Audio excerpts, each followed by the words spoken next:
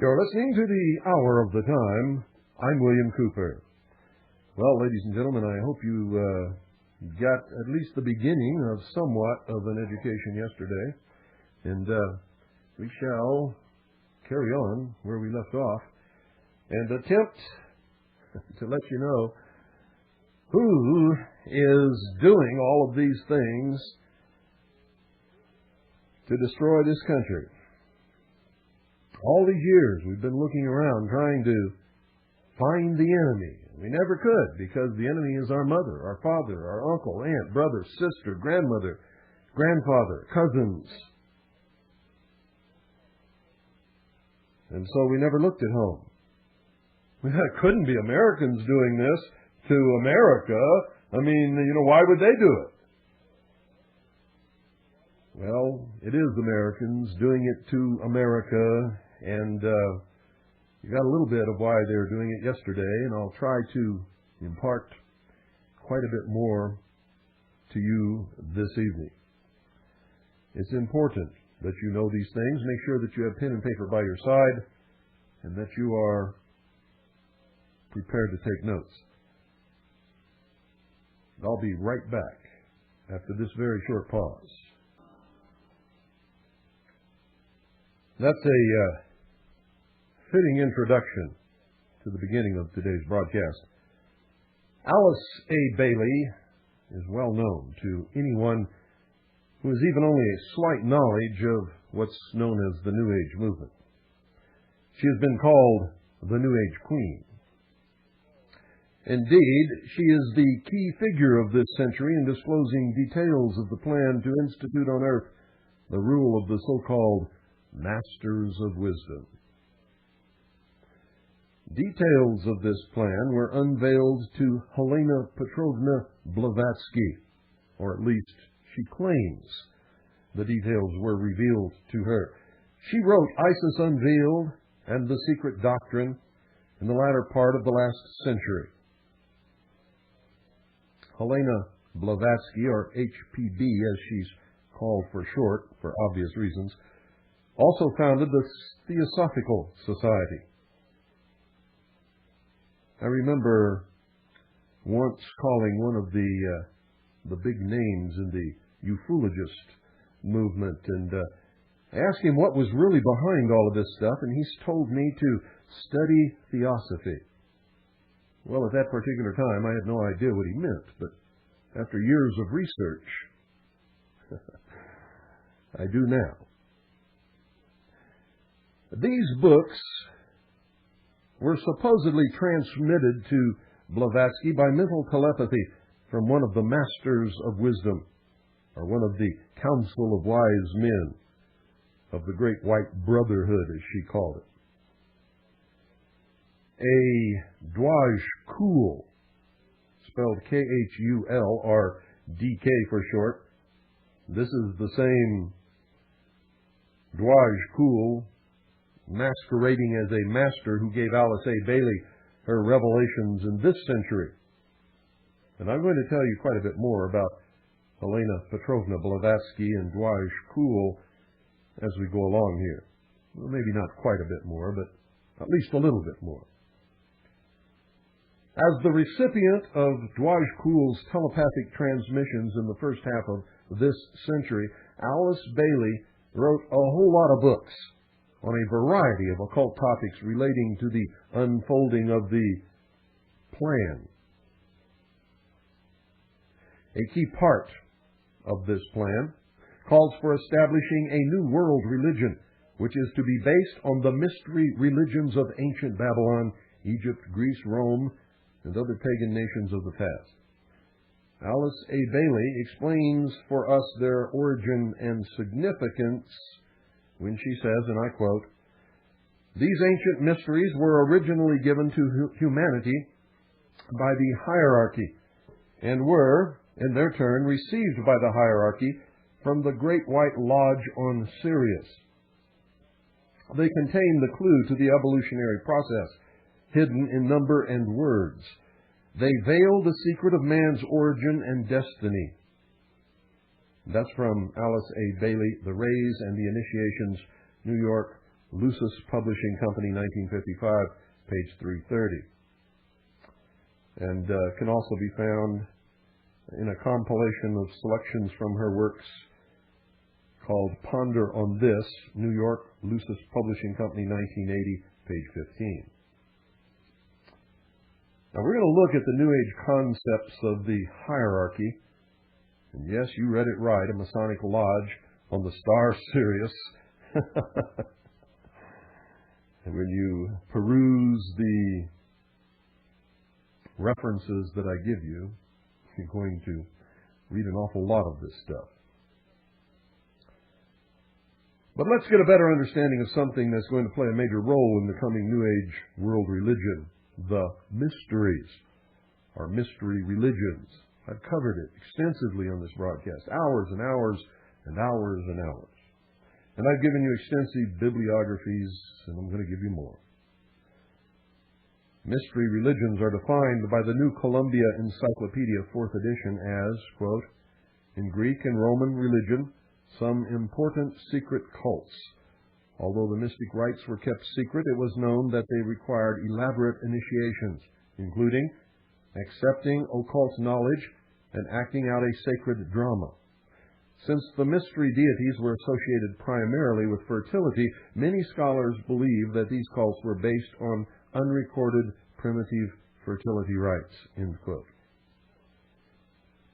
Now, of course, Lucifer's true goal regarding what Bailey has hinted at as man's destiny, of course, according to the Bible, is to enslave him in his one-world religion and his visible or externalized kingdom on the earth, which will restore to mankind these mysteries, including their sacred drama.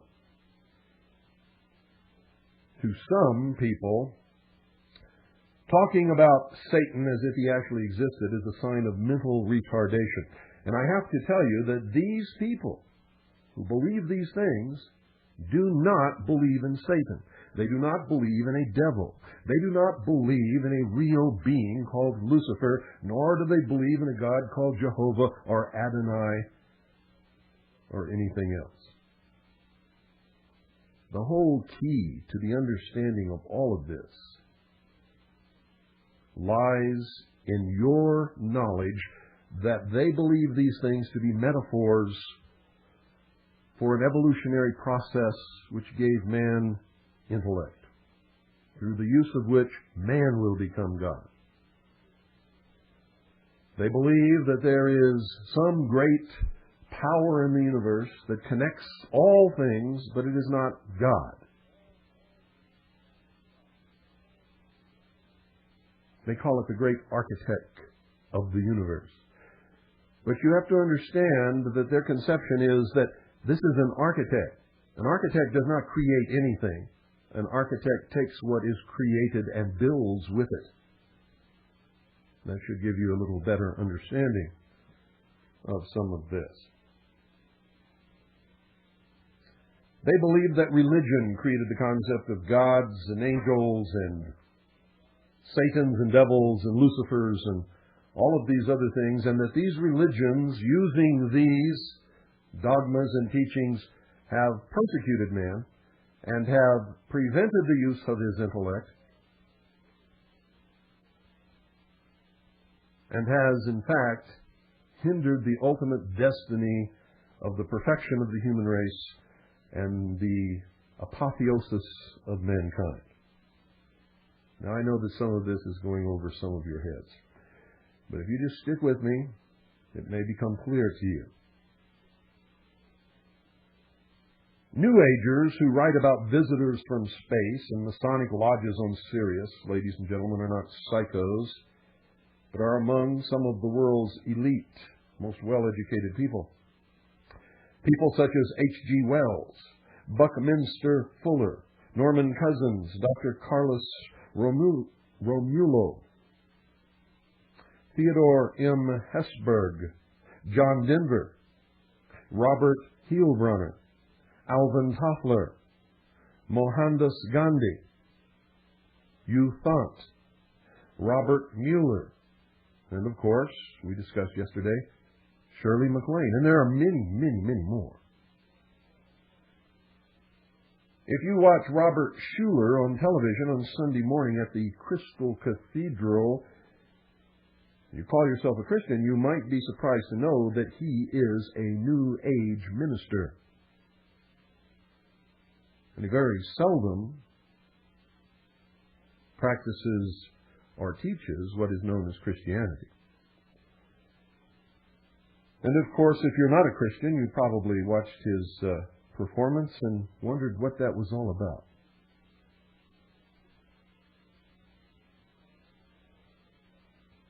These people are not exactly street people. Some of them are terribly influential and very rich. Why are they involved in all of this? Their strange beliefs put them in agreement with hundreds of millions of others in the New Age and in some of the Eastern religions of the world. They believe that man is about to experience a new step in evolution as a new, higher life form. He will need a new religious system in which to express this next stage on his way to godhood.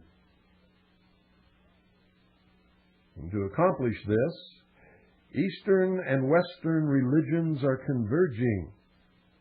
All these ecumenical councils and getting together of the different denominations and major religions of the world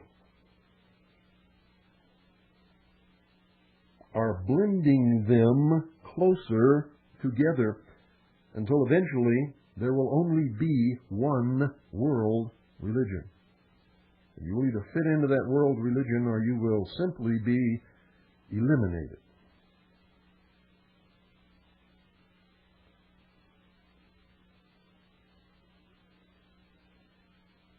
They believe that a synthesis of all of these religions is just over the horizon. And this new religion will be based on the mysticism of the great Eastern religions as practiced in the temples without windows, the mystery schools.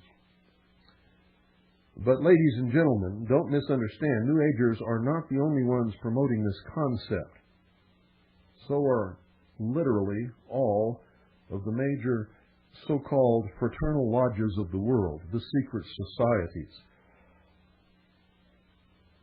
Large foundations, such as the Carnegie Foundation, the Ford Foundation, the Rockefeller Foundation.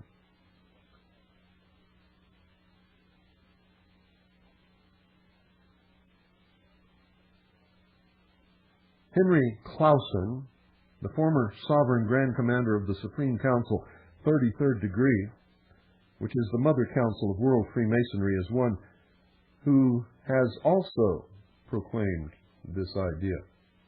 In Emergence of the Mystical, written while he was the highest Mason in the land, he talks about the coming New Age and its relationship with the mysticism of Eastern religions.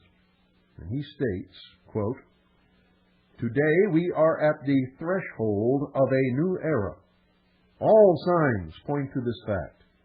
We look toward a transformation into a new age, using, however, the insight and wisdom of the ancient mystics.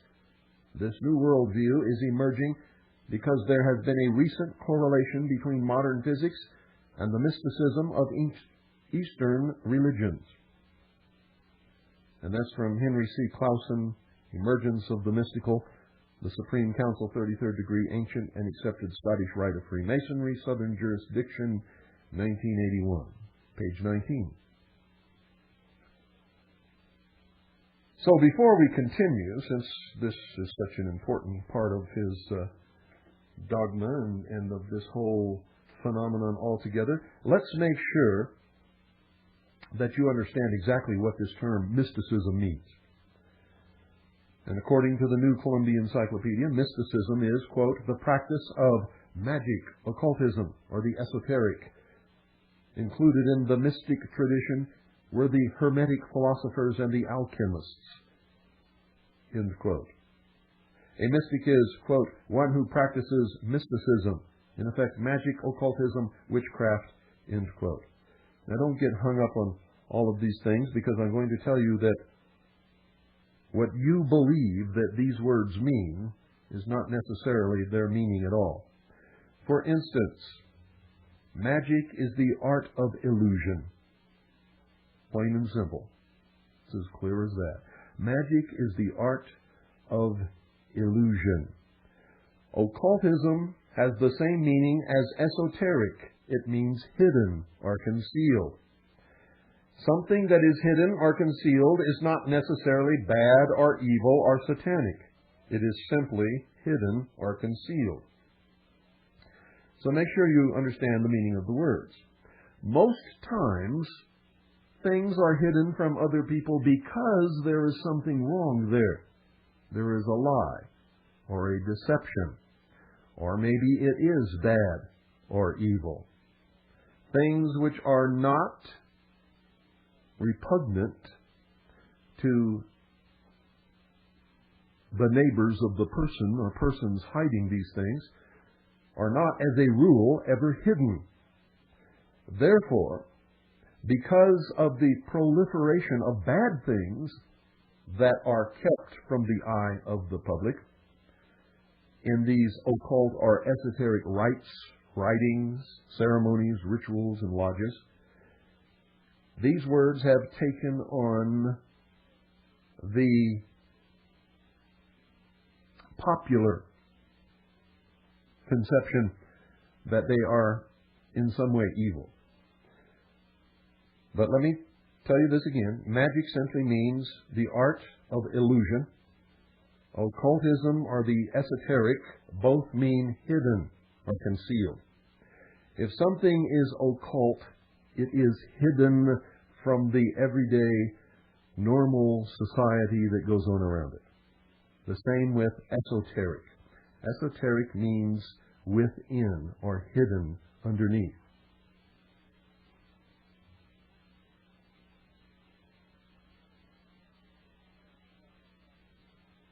Now let's go back and look at Clausen's statement again, and perhaps now with a little more enlightenment. Keep these definitions in mind. You'll encounter them constantly in New Age and Masonic writings. It's not surprising, folks, to find high initiates, the princes and adepts of Freemasonry, promoting New Age ideas. Indeed, New Age authorities refer frequently to Freemasonry and its role down through the centuries in preserving the occult mystery religions of ancient days, and so do the leaders of Freemasonry. In fact, the New Age and the New Age movement, ladies and gentlemen, came from the mysteries directly. It is what you might call an old-time religion. And the revival of it is, of course, being touted as a religion for a new age, but it has an old familiar ring, or should we say smell, to it, as in New World odor.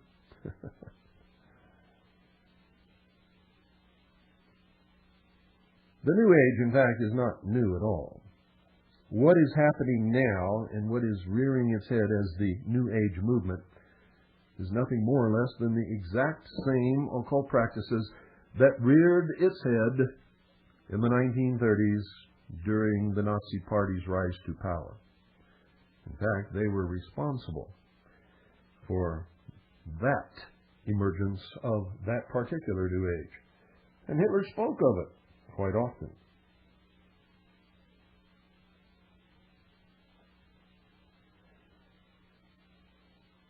It is, in fact, ladies and gentlemen, as old as humanity itself. Some might say as old as the Garden of Eden, where Satan brought about the fall of man. Now remember, they believe that this is a metaphor. It flowered at Babylon, bloomed in Egypt with the sun god Osiris and the moon goddess Isis, and it is alive today in the Hindu religion, other Eastern religions, and Western religions such as Unity, Christian Science, Unitarianism, New Thought, Spiritualism, and Mormonism. It also lives on in the lodges, dogma, and rites of Freemasonry and the other fraternal orders and secret societies. Now, make no mistake about this. I am not making judgments on any of this. I am a true constitutionist. I believe that you have the right to worship at the altar of your choice, the God of your choice, in this country, and for us all to have that freedom and not be persecuted because of our religion or any other one of a myriad of things in our personal lives. I'm willing to fight for that right. What I don't like about all of this, ladies and gentlemen, and the reason that I must reveal it and expose it, are the lies and deceptions that accompany it, that are destroying the very best things that humanity has ever wrought upon this earth, and the ultimate achievement of all of mankind, which was granting to the common man and woman freedom, the right to be a king and queen upon their own property. And until this nation was created, that had never happened before in the history of the entire world. So this is a ministry, to be sure, but it is a ministry of freedom, ladies and gentlemen.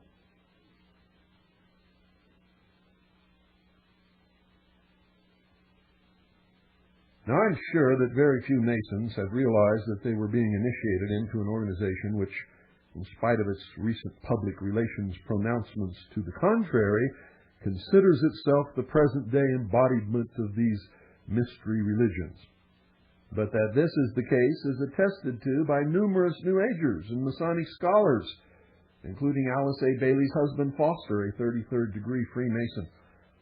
And I have literally collected hundreds and hundreds of statements of writings in their own words admitting, and I quote, "Masonry is the descendant of, or is founded upon, a divinely imparted religion which long antedates the prime date of creation as given in our Bible. It is all that remains to us of the first world religion, which flourished in an antiquity so old that it is impossible to affix a date. It was the first unified world religion. To this, such symbols as the pyramids, both in Egypt and South America, bear witness. The ancient mysteries were temporary custodians of the ancient truth and closely allied to the Masonic work of today. The relation of the mysteries to Masonry has oft been recognized, and the golden thread of living continuity can be traced through them to modern Masonry. The mysteries are all parts of that ancient thread which has its origin in that primeval religion which terminates today in Freemasonry." That's from Foster Bailey, The Spirit of Masonry, Kent, England, Lucis Press Limited, 1957, pages 30 through 32. Masonry is regarded as the direct descendant, or as a survival of the mysteries of Isis and Osiris in Egypt. That's from Robert Freck Gould, History of Freemasonry, New York, 1884. Page 1, line 13. Quote, "The signs, symbols, and inscriptions date from the Sumerian civilizations, Chaldea, Babylon, Assyria, Greece, Rome, and even in Mexico and Yucatan. Some rites of the Scottish Rite of Freemasonry of our mother jurisdiction have been taught in their esoteric rites. Henry C. Clausen, Messages for a Mission, the Supreme Council, 33rd degree, Ancient and Accepted Freemasons' Mother Jurisdiction of the World, 1971, pages 5 through 7. Note that Clausen, it's page 5, chapter 5, page 7. Note that Clausen, when he was the highest Mason in the land, stated unequivocally that, quote, "We teach the same grand truths, the same sublime philosophies, as those adepts of the ancient mysteries taught in their esoteric rites," end quote. The New Age movement and Freemasonry are the major vehicles Lucifer is using to bring about his externalized kingdom on earth, which will be a revival of the mystery religions of Babylon and other ancient nations. These occult doctrines of mystery of Babylon can be traced back, ladies and gentlemen, to the period after the flood, when Babylon's first king Nimrod and his queen Semiramis established the mystery religion that spread into Persia, Egypt, Greece, and other nations, which set up secret brotherhoods of initiated magicians and priests. They worshipped the sun and the moon as the universal principles of generation, and that is a metaphor. To the profane, they worshipped the sun and the moon. That's not the real meaning of those at all. The sun, in the esoteric realization, was the male or active principle, in effect the doctrine, and the moon, the female or passive principle, in effect the church. And these were symbolized by the sexual organs of the male and female and their sexual union. This pagan phallic worship was central to the universal religion practiced by virtually all mankind in ancient days, and indeed is practiced today. Go to any cemetery, ladies and gentlemen, you will see obelisks erected as tombstones on many of the grave sites. These are representations of the phallus. They represent the generative force, the force of the energy of the sun, the symbol of God's magnificence and power in the universe.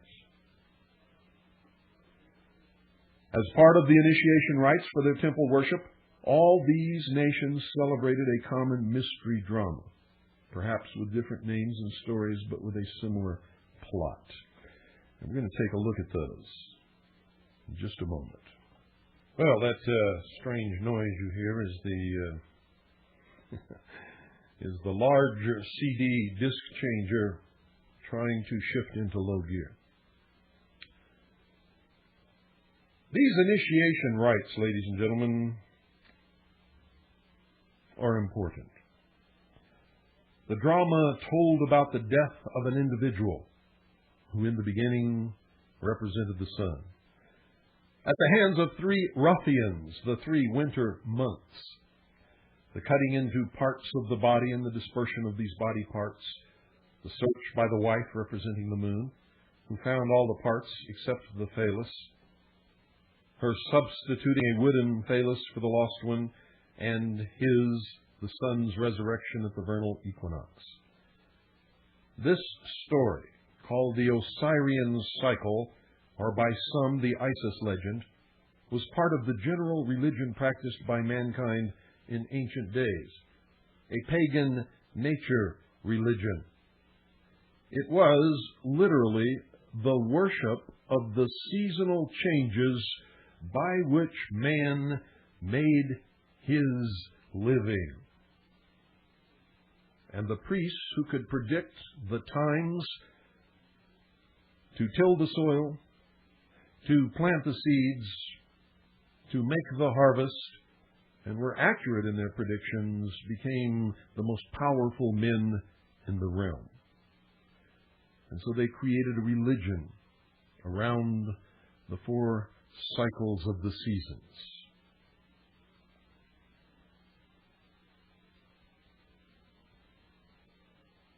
To the profane or the common man, it was the worship of the sun, moon, and the starry sky.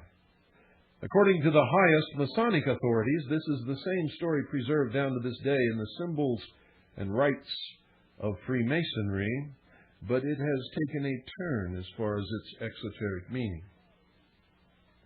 The plot of the Masonic version is part of the initiation ceremony for the 3rd or Master Mason degree. It involves the supposed death of Hiram Abiff, who is said to have built Solomon's temple, at the hands of 3 ruffians, a search for his body, the loss of a secret word, and the substitution of a new word for the lost one. This new word is an amalgamation of the names of 3 sun gods, and thus relates to the active or male principle, in effect the phallus. And at the climax of the drama, Hiram is resurrected to new life when he is raised by the master of the lodge with the grip of the lion's paw. Now, the New Age movement seeks to restore to all mankind this mystery play along with the process of initiation into a new age, a Luciferic initiation, which will, they say, take place in Masonic temples as part of the New Age world religion, which, of course, they believe will restore the ancient mysteries. And today, according to Freemasonry's most distinguished authorities, the occult secrets of these mystery religions are embedded in the symbols and rites of Freemasonry. If this is true, it follows that Freemasonry itself must be a religion. And if Freemasonry is a religion, just what kind of religion is it? Well, chief among Freemasonry's distinguished authorities, as I have already disclosed to you, was Albert Pike. Before looking at what Pike said about this, we should point out that despite what Masonic leaders claim today, that Pike is just one of many Masonic writers of the past and deserves no special attention, the truth is that Pike was and still is Scottish Rite Masonry's highest authority. The word authority is based on the word author, and Pike is the one who authored the Scottish Rite as practiced today. And indeed, they don't even heed what they say. They claim Pike is just one of many Masonic writers of the past and deserves no special attention, yet he is the only Freemason who has ever rated the high honor of being entombed in the house of the Temple of the 33rd degree of the Supreme Council of the 33rd degree in Washington, D.C., just like V.I. Lenin was entombed in the walls of the Kremlin. And just like V.I. Lenin wasn't anybody important, just one of a few Russian writers of the past that deserves no special attention. Pike is right up there with Lenin. Oh, they don't like me at all. That's why President Clinton called me the most dangerous radio host in America. I'm not afraid of anyone, not afraid of anything, and I'll tell you the truth whether you want to hear it or not. And the truth is the most dangerous weapon to people who live in lies that can ever be wielded against them. They would much rather get rid of the truth than something called an assault weapon.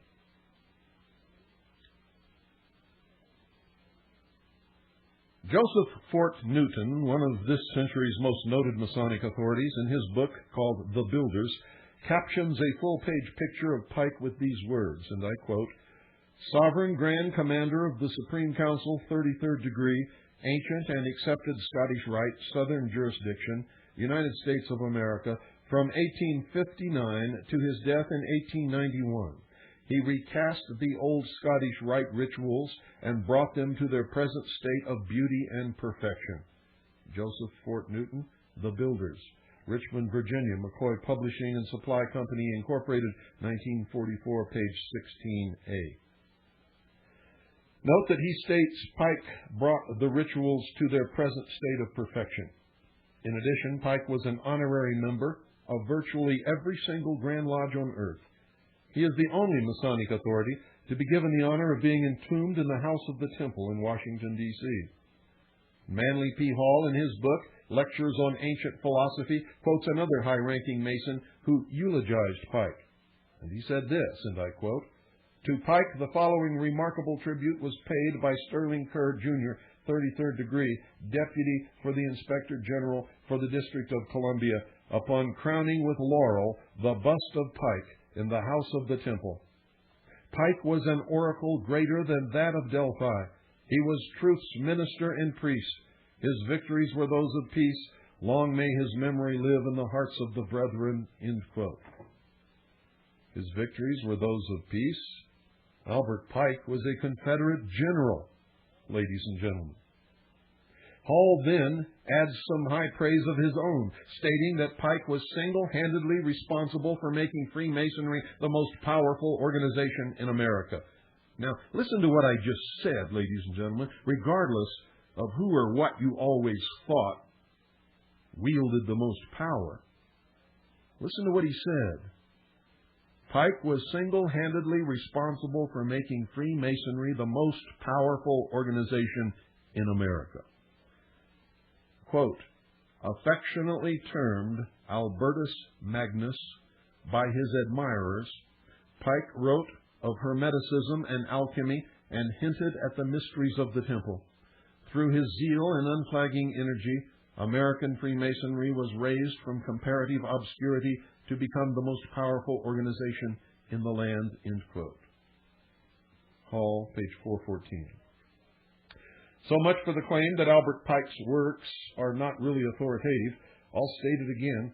Pike is the authority on the Scottish Rite. He's the one who wrote it. He created it in its modern form. He also wrote the book containing the philosophy which underlies the Scottish Rite, which I advised you to pick up and read yesterday, called Morals and Dogma. So what did Albert Pike say about Masonry as a religion? Well, this is an important question. Since we are saying that Freemasonry is to be at the core of the New Age world religion, it's obvious that Freemasonry itself must be clearly seen to be a religion. But the claim is being made repeatedly today by the 33rd Degree Council that Freemasonry is not a religion. But ladies and gentlemen, how could we expect to get the truth about these matters from any Freemasonry? For every Freemason has sworn upon penalty of his own death never to reveal the secrets of the order to anyone who is not entitled to them. They cannot and will not tell us the truth ever. I don't know how many people I have spoken to after having done a broadcast referencing their works in their own words. Some poor soul calling me on the phone or walking up to me somewhere and saying, Bill, you must be wrong because I know my uncle and he would never lie to me and he told me that what you said is not true. But Sally, you see, you missed the whole point. I didn't say it. They did. I quoted them in their own words from their own works. Oh, but my uncle would never lie to me. You must be mistaken. These must have been people who hated Freemasonry who wrote those books. No, Sally, they were the greatest Freemasons who ever lived, who are acknowledged by Freemasonry as being the preeminent philosophers of their time. What Sally never has understood, and what all of you listening will probably never understand, is that no matter how much you love your Uncle Bob, or your Aunt Susie, or your mother, or your father, your brother, your sister, your aunts, uncles, cousins, grandmothers, grandfathers who are members of these secret orders, and no matter how kind and gentle and wonderful they have been to you, they cannot and will not tell you the truth because they are sworn upon pain of their own death never to reveal the secrets of the order to anyone who is not a member.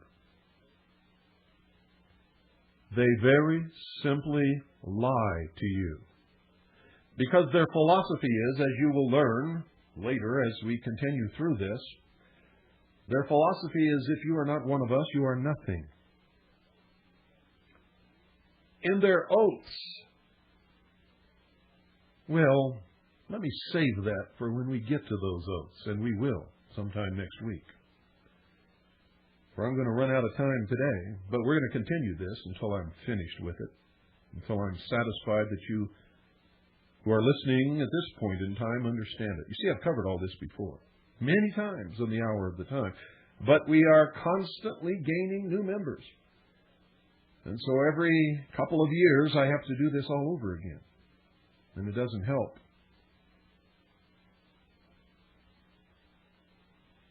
If you're not paying attention. So I hope that you are.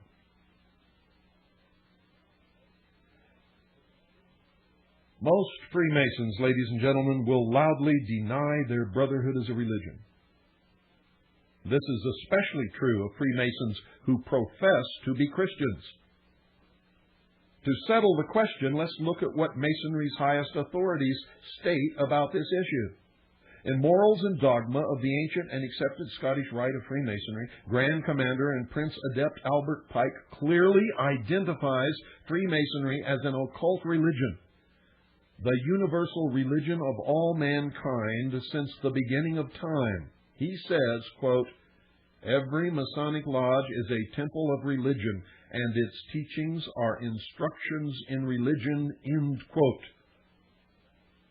Now, before looking at what else Pike had to say about Freemasonry as a religion, let's establish the authority of another of these men, Albert G. Mackey. Some Masons respond with something like, "Well, that's just their opinion anyway. I never heard of these guys before." If they didn't, I got to say that they haven't been in the lodge very much since their initiation.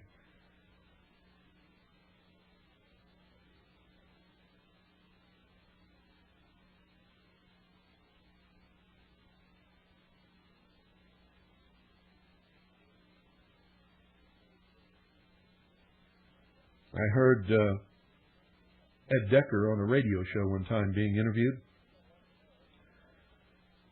And he got a lot of calls from a lot of Freemasons. One of them wanted to know where he got the information that he was quoting.